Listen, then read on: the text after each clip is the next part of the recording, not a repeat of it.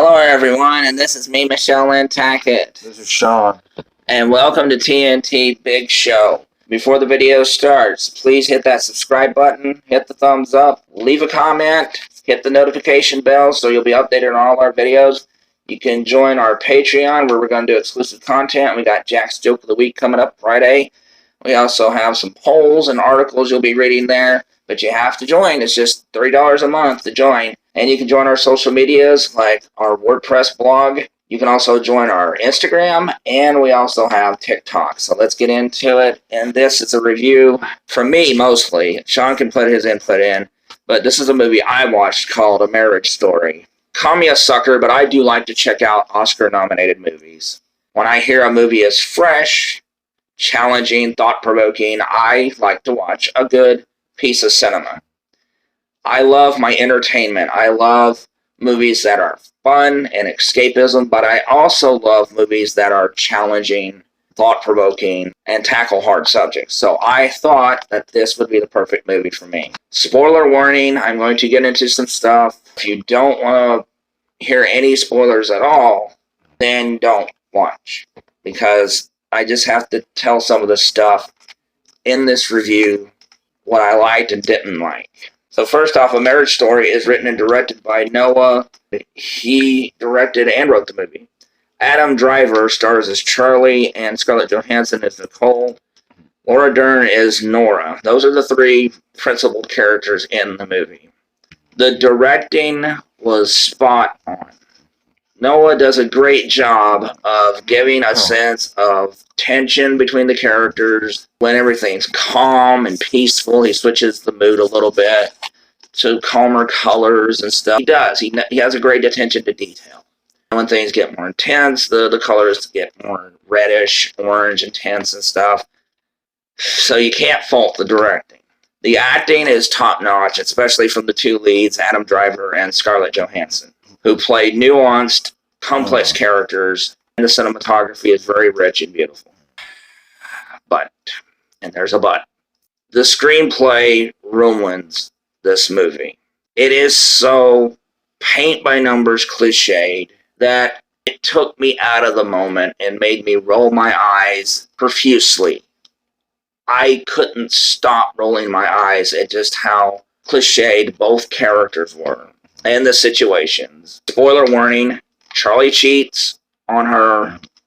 Nicole's not happy. She's never seen this before in Hollywood, some stressed out housewife who wants to go back to work as an actress and stuff, and she wants it all. Charlie's in the way somehow. And everything just keeps going downhill. But it's so predictable. Of course he had to cheat, And then she hacks into his phone. She doesn't get penalized for that. When people talk about Hollywood being woke, sometimes I roll my eyes, but then I watch something like this and go, oh my God, this is the wokiness of the wokers movie I have seen in a while.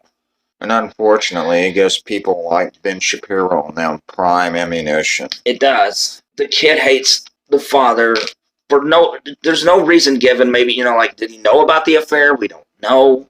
The kid does start to gradually get to know him. It's always good to see Ray Liotta playing a scuzzbag lawyer, and Alan Alda as a sweet, gentle father-like figure. And there are a couple of decent moments. There was a couple of jokes that made me laugh. If you ask me, this is worse than a bad movie. This is a frustrating movie. Nothing gets on my nerves more than a frustrating movie, because had they actually taken a fresh approach to this, like maybe they just fell out of love, maybe they weren't in love in the first place, maybe they did it for business or another reason. If they'd have took an actual fresh approach to this could have been a watchable movie. Even though the acting is great, but the characters themselves are so unappealing that you probably would have applauded if a semi-truck would have ran over both of them. And you don't want to feel that way. This movie is so condescending in its message. It's so smug. Dear God, this movie frustrated me to no end. I wanted to just throw my phone across the screen while watching the movie. I was that frustrated. Watching her basically get everything she wanted. I know some people are going to scream, well, he cheated. She hacked his phone. She was no saint either. He had to move out from New York all the way to Los Angeles and stuff just to see their child. She got what she wanted. And I'm just sitting there like, oh my God, the MRA are going to use this as a warning sign why men should not get married. If you were trying to make a woman empowerment message, you failed, Hollywood. This failed miserably. This showed how corrupt the family court system is against men and for people like her. So if you guys were really trying to do a woke message, you failed miserably. If I had to grade the movie, I'd give it a 5 out of 10. There are some decent things in it. I'm not a really big fan of this genre, the bickering divorce genre, but there are much better movies than this. Kramer versus Kramer. Not a big fan of the movie, but I admit what a quality movie it is and how it did the message much better than this movie did. War of the Roses. War of the Roses, which, to be honest with you, I hated that movie. But I admit that it did it much better than this. Two for the Road. I liked War of the Roses. Yeah, so. Shawn liked it. I hated it. But hey, we both admit that it's better than this woke garbage. Two for the Road, which was the only movie in this genre I did like because of the characterizations, the complexity of the story with the wonderful Audrey Hepburn and Albert Finney. How in the world they did not win an Oscar for that movie, I'll never know. But that was another movie that you could see yourself going, you know, that's me, or you know, that's me. You weren't detached from the people. You understood their pain. You didn't want to get, you know, like I said, like run over by a semi-truck just to end your suffering. I cannot recommend this movie. I can't. I mean, I give it a 5 out of 10. There is some expert craftsmanship on display. There's some great acting and stuff, but the screenplay just absolutely sinks the movie. When people think, well, what's the most important part of a movie? Acting, directing, writing, what is it? You have to have everything come together, but if I really had to say something, I would say writing. Because there was great directing in this, there was great acting in this, but the movie sank because of the screenplay.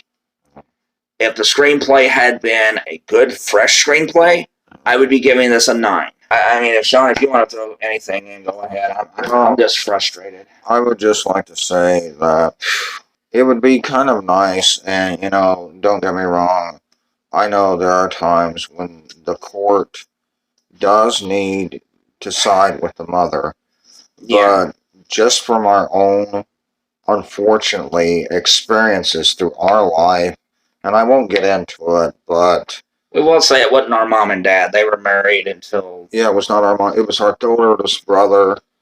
And the mother was horrendous. She was horrendous, but the courts gave them to her anyway. Yeah. And I'm sorry, but I'm not trying to be sexist or anything, but sometimes the mother does not deserve the children. And I'd like to see a movie show that. I would like to see a movie show that. Yeah. I mean, I can't recommend this movie at all. Oh. You know, it's on Netflix if you want to watch it. Oh. Just be prepared if the characters don't start working for you. If you see every beat coming, then you'll get frustrated. You'll get angry like I did. I want to forget this movie. Oh. It irritated me to the point to where I wanted to just not watch another movie for another month. I was that frustrated. Well, this is Lynn Tackett. This is Shawn. Thank goodness I didn't watch it. I just saved you 2 hours and 16 minutes of bad woke crap. Oh. And now we're going to do our sales pitch. This is me, Lynn Tackett. This is Shawn. And we would like for you to hit that subscribe button. I noticed that over 70% of the people who watch us aren't subscribed. Hey, what are you waiting for? It's free. Just hit that red subscribe button. Hit the notification bell so you'll know when we're going to post another video. Please thumbs it up and comment if you like. And please join our Patreon. Patreon helps us get more money so we can do better videos with better equipment. And that's always better, you know. So we have social media that you can join. The links are in the description below. So thank you, everyone. Keep supporting Tackett Entertainment. And really quick, just before, if you do join our Patreon, you'll get little extra bonuses, like you'll get early access to episodes of Mr. Monkey, Mr. Hopper. And who wouldn't want to miss that? Yeah, I know. Bye, everybody.